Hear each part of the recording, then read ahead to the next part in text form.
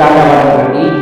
भाई देख, जिसकी लो स्टैंडर्ड होती है ना वो हाई स्टैंडर्ड की तरफ नहीं जाता, समझ गया ना? इसलिए अपने स्टैंडर्ड की तरफ जा भाई, उसको छोड़।